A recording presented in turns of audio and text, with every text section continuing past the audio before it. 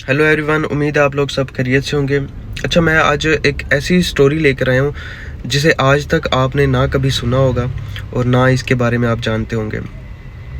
ये कहानी है कुछ एक ऐसे लड़के की, एक ऐसा छोटा लड़का जो कि अजीब-अजीब बातें करता है। अपने जो है वो पिछली ज़िंदगी, यानी कि वो एक जो है वो एक वक्त में मर जाता है और दोबारा पैदा होता है और अपनी पूरी स्टोरी जो पिछली, जो मरने से पहले वो कौन था, क्या था, उसका किससे क्या ताल्लुक़ था, वो सब कुछ बताता है। ठीक है, चलें शुरू करते हैं। मेरा नाम है सलमून आरिफ। आज मैं आपको एक ऐसी स्टोरी सुनाऊंगा, एक ऐसे लड़के की जिसका नाम टीटू था। अच्छा, एक लड़का था। ये बात है सन 1983 की, जब सुरेश वर्मा नाम का जो है वो पर्सन, उसकी जो है वो कत्ल कर दिया जाता है। उसकी एक शॉप होती है सुरेश रेडियो के नाम से, और वो वहाँ पर जो है वो काम करता है। लेकिन एक दिन क्या होता है कि वो उस दुकान से अपनी जो है वो सफ़ेद कलर की जो कार पे जो है वो वापस आ रहा होता है घर की तरफ, और उसके जो है वो घर के बाहर ही दो आदमी आते हैं और उसका जो है वो गोलियां मारकर जो है उसको कत्ल कर देते हैं।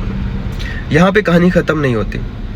अब ठीक उसी जो वक्त जब उसे गोलियां मारी गई, उसके 4 मंथ बाद एक लड़का पैदा होता है जिसका नाम टीटू होता है, जिसका नाम तोरंग सिंह होता है, लेकिन उसको जो है वो टीटू के नाम से वो काफ़ी जाना जाता है। और जब ये पैदा होता है तकरीबन 2 साल की उम्र से पहले ही वो बोलना स्टार्ट कर देता है, और उसके घर वालों के लिए कोई ये अजीब सी एक सिचुएशन बन जाती है कि वो बोलता है तो अजीब बातें करता है। यानी कि वो ये कहता है कि आप मेरे माँ बाप नहीं हैं, या बहन भाइयों को कहता है आप मेरे बहन भाई नहीं हैं। ठीक है, और मैं जिस ख़ानदान से हूँ वो आगरा में रहता है और मुझे वहाँ जाना है, मुझे वहाँ जाने दो। और कभी कभी अपने कपड़े जो है ना, जैसे एक बड़ा इंसान होता है उस तरह कपड़े पैक करके जो है अपने बैग में डालता है और कहता है कि मैं जा रहा हूँ। और अगर उसे कोई भी कुछ कहता है तो वो आगे से लड़ता है।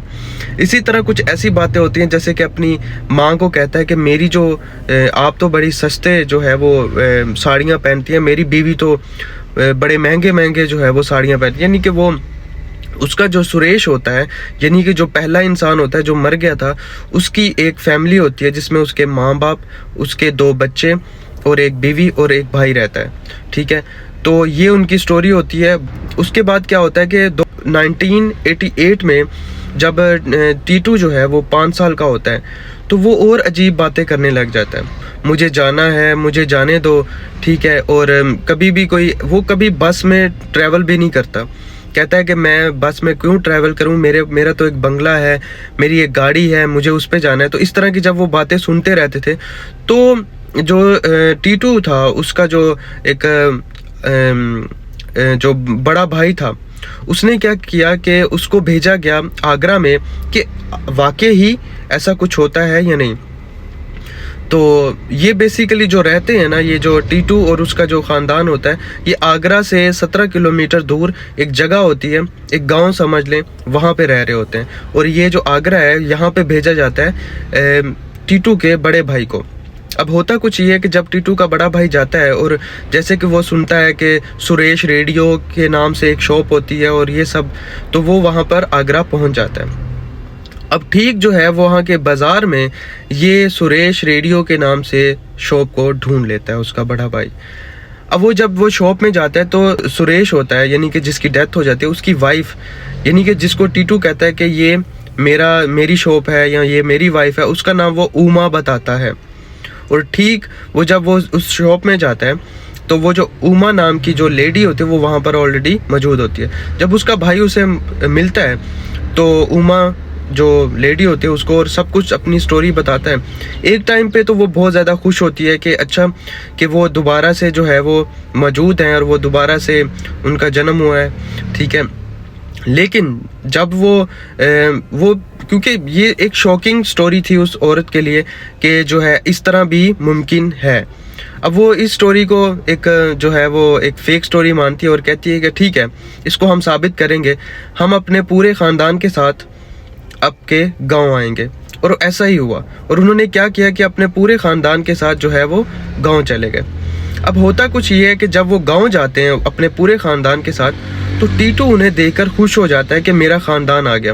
वो अपने माँ बाप से मिलता है, अपनी बीवी से। अच्छा, बीवी से जब वो मिलता है तो वो शर्माता है, यानी कि जैसे एक बीवी होती है या जिसके साथ वो ज़िंदगी बसर करता है, उससे जैसे वो एक बड़ों की तरह बिहेव कर रहा होता है। ठीक है, अब इसको चेक करने के लिए वो ज़ाहिर बात है कि वो हैरान हो गए कि ये सब कैसे मुमकिन है। तो उन्होंने जो है वो, अब टीटू क्या कहता है कि जो कार पे वो आए होते हैं तो वो उनसे पूछता है कि ये जो मेरी वाली जो कार थी वो कहाँ है। यानी कि जब उसकी जो है वो कत्ल होता है उस कार में, जब उसे मारा जाता है तो उसके बाद वो बेच दी जाती है। तो वो ये जब वो हैरान हो जाते हैं कि उसे इन बातों का कैसे पता है। अब क्या होता है कि ये जो गाड़ी होती है वो चलवा के भी देखते हैं।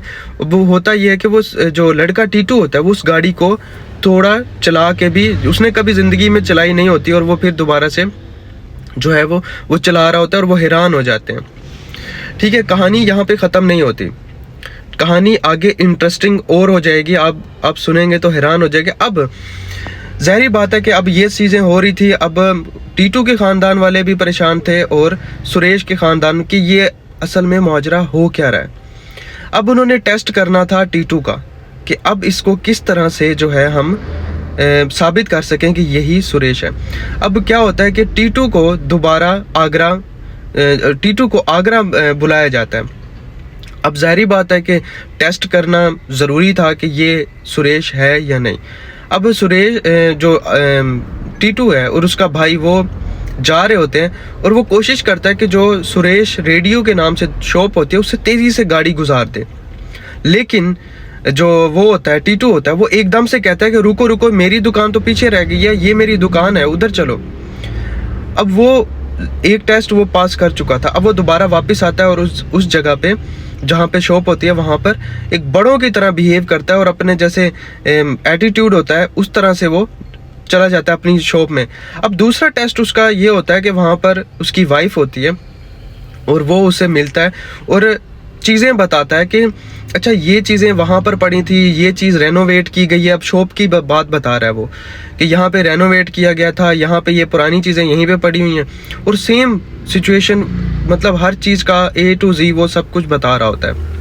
ये दूसरा टेस्ट पास हो जाए। अब तीसरा टेस्ट क्या होता है कि सुरेश को, यानी कि जो टीटू होता है, जो बच्चा होता है, उसको दोबारा से घर बुलाया जाता है और उसके दोनों जो बच्चे होते हैं उसको गली के जो दूसरे बच्चे होते हैं उनके साथ खेलने का कहते हैं, ताकि वो जान सकें कि वो जो टीटू है वो इन बच्चों को पहचान सकता है या नहीं।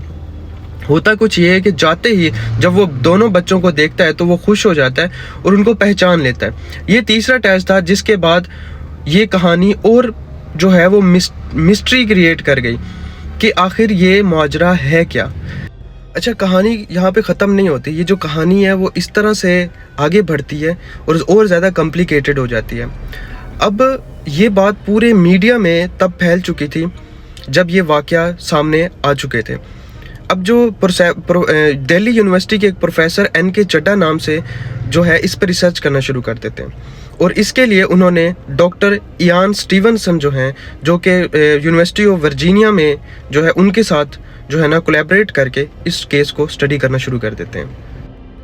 अच्छा, ये जो डॉक्टर इयान स्टीवनसन थे जो यूनिवर्सिटी ऑफ वर्जीनिया में थे, अच्छा ये जो प्रोफेसर और रिसर्चर थे, ये जो री इनकारनेशन जो है, यानी कि जो जिसे हिंदुइज़्म में पुनर्जन्म कहा जाता है या रीबर्थ है, दोबारा से पैदा होना, ये उस पर स्टडी कर रहे थे और इस पर काफ़ी ज़्यादा उनकी बुक्स भी उन्होंने लिखी हुई।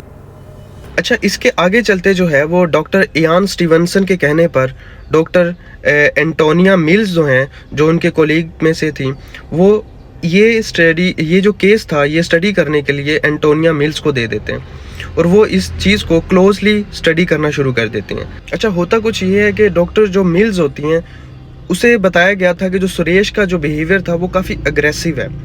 तो मिल्स ने भी क्या किया कि टीटू के घर वालों से पूछा तो उन्होंने भी सेम आंसर किया कि टीटू का भी जो बिहेवियर है वो एग्रेसिव है।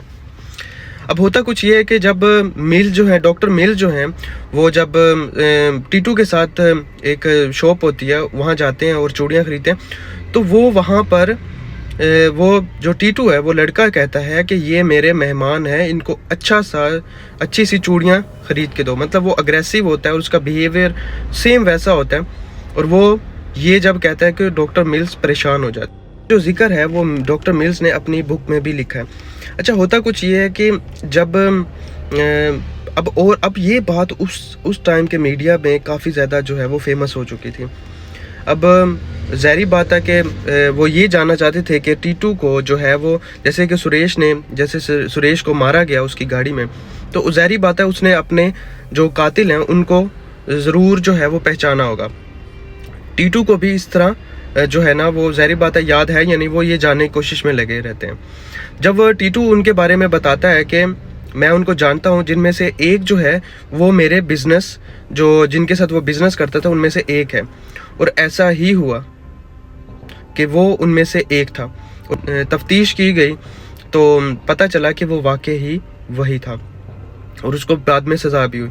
और जब ये जो केस था ये काफ़ी कॉम्प्लिकेटेड हो गया था इनके लिए, और इसके बारे में स्टोरीज़ बनाई गई और काफ़ी ज़्यादा जो है ना ये हाईलाइट की गई।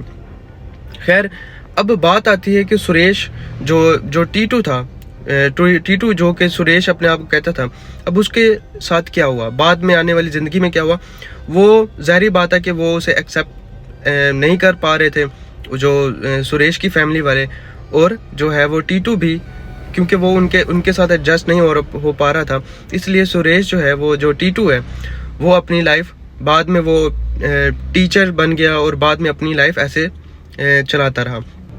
खैर, वो आज भी मानता है कि मेरी जो फैमिली है वो, जो सुरेश की फैमिली है, वही मेरी फैमिली है।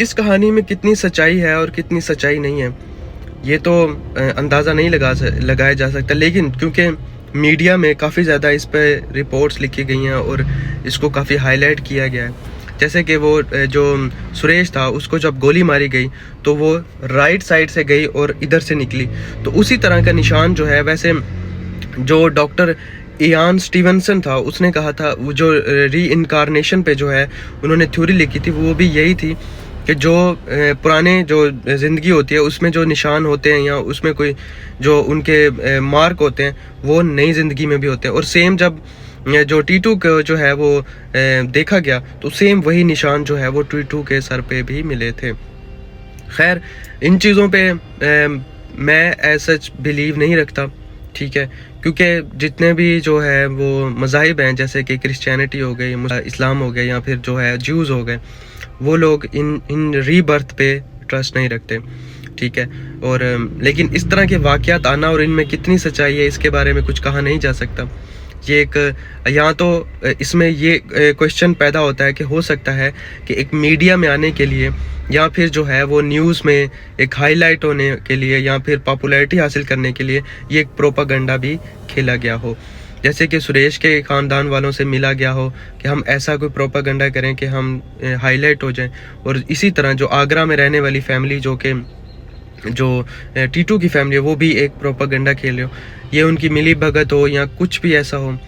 ये अब कितनी सच्चाई है, इसमें यकीन किया जाए या नहीं, ये हम नहीं कह सकते।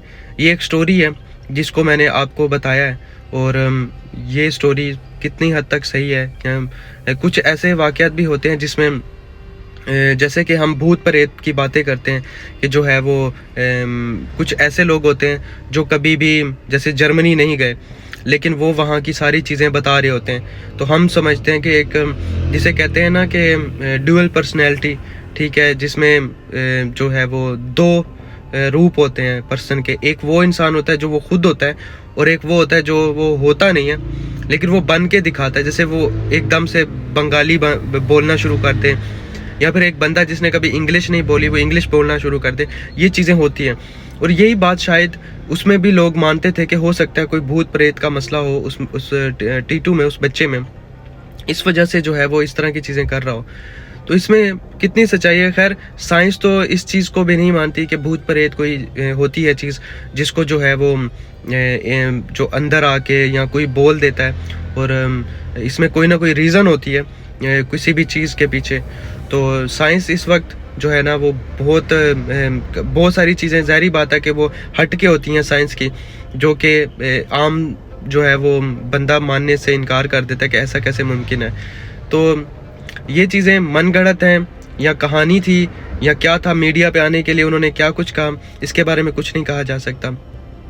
खैर, कितनी ये आप लोग बताइएगा कमेंट करके कि इस कहानी में अगर कोई जानता है तो काइंडली मुझे ज़रूर कमेंट कीजिएगा कि इस कहानी में कितनी सच्चाई है और ये कितनी कहानी झूठी है। ठीक है, अगर आपको मेरी ये वीडियो अच्छी लगी हो तो मेरे चैनल को सब्सक्राइब कीजिए, लाइक कीजिए, शेयर कीजिए। खुदा हाफिज़।